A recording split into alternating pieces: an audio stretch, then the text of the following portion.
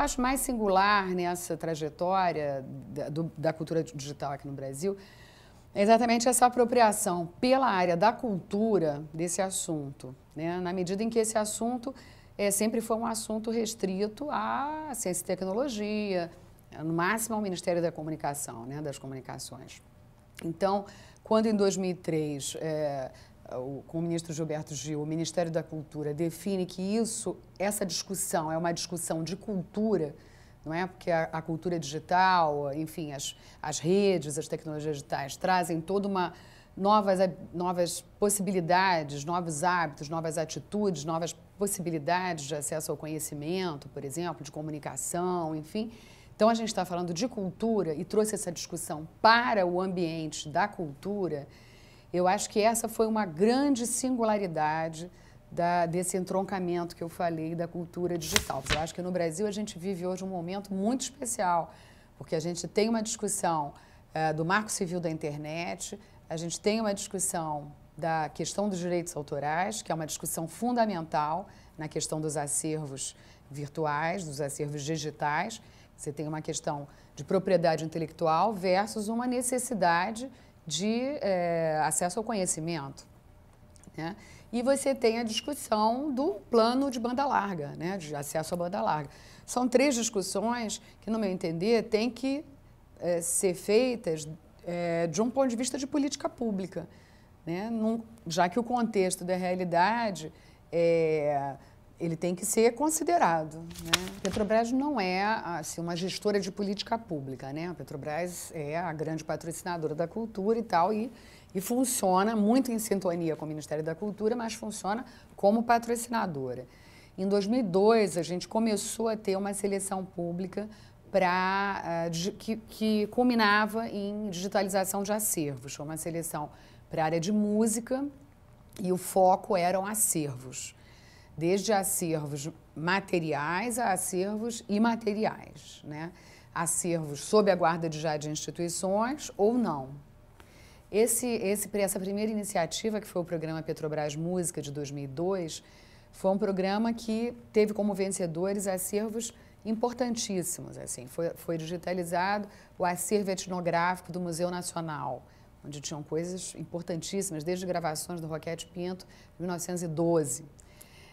Foi digitalizado todo o acervo do Radamés Inátali, o acervo Timbira, que era um patrimônio imaterial, os cantos, os rituais das comunidades indígenas Timbira e vários outros.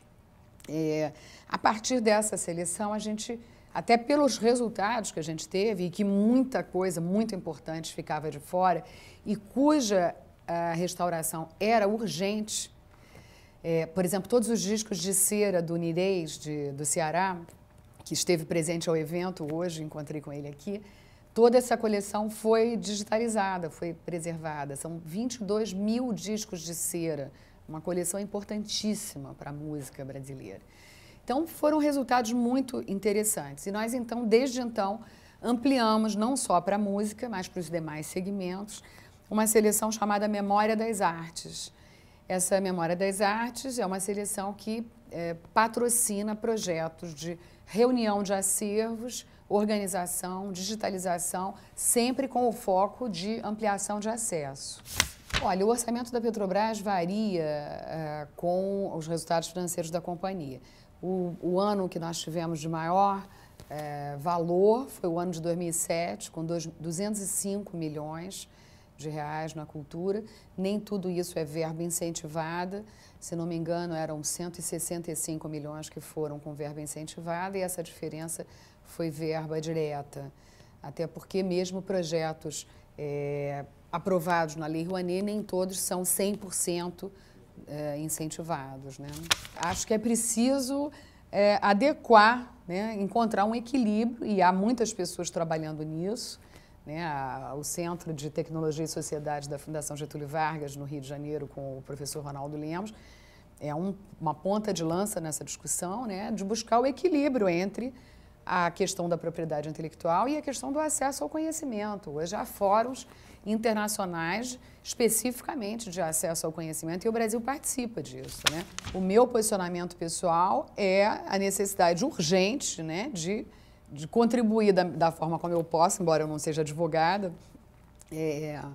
mas contribuir nas discussões em que eu possa estar inserida, na discussão de uma possibilidade de uma percepção dessa questão de uma forma um pouco mais generosa, né, um pouco mais voltada ao bem comum, na medida em que se tem um suporte tecnológico para se pensar de uma forma que não se tinha quando essa legislação foi criada, né? Então, sem querer passar por cima da lei, que não é isso que eu estou propondo justamente a busca criativa de um equilíbrio na questão do direito individual e do direito público. Eu acho que todas essas questões, elas têm que ser vistas, né, em conjunto e tem que gerar realmente uma política pública que dê um norte para isso, que tenha sido um norte pactuado entre os vários atores, né? E que sirva de norte, porque realmente eu entendo a argumentação também da Biblioteca Nacional, quando ela diz que há riscos quando você cede o acervo, né, para que ele seja digitalizado. Por isso é que é uma questão complexa, né? Como dizia o Barão de Tararé, tudo seria muito simples se não fossem as dificuldades, né? Eu acho que a gente está num momento, né, com todas essas novidades que o mundo nos trouxe, né, que a tecnologia nos trouxe, a ciência nos trouxe, a gente está num momento de fazer escolhas, né? Daí eu colocar que eu acho que a política pública é o começo, né? Eu acho que cada país tem que fazer as suas escolhas. Eu acho que o Brasil tem que saber quais são as escolhas do Brasil. A internet é para todos, né? A cultura é para todos, não só no sentido do acesso à fruição cultural, mas o acesso aos meios de produção da cultura, né? É para todos. Bom, se é para todos, temos aí um projeto de política pública, né? O Programa Cultura Viva, os pontos de cultura, os estúdios multimídia, né? Que nada mais são do que o Estado fortalecendo iniciativas da sociedade civil. O YouTube, o Google, eles partem, a matéria-prima são contribuições da sociedade civil, né? Dos cidadãos. Não só no sentido de quem coloca lá as coisas, como de quem usufrui delas, né? Eu acho que é mais um ator que seria impensado alguns anos atrás, né? Que estaria hoje a gente tendo um YouTube com coisas, tem um monte de bobagem, mas tem coisas maravilhosas, né? Tem inclusive na linha dos acervos virtuais coisas fantásticas, assim, Pixinguinha tocando, Elisete Cardoso, o encontro de Elisete com, enfim, coisas belíssimas, fantásticas, né? E que eu sou super ligada à música, já fui pesquisadora de música popular e algumas coisas que eu já vi no YouTube eu nunca tinha visto nas formas tradicionais de pesquisa, né? Então, eu acho que a gente está num momento realmente de fazer escolhas e fazer escolhas é exatamente o que um país faz com as suas políticas públicas, né?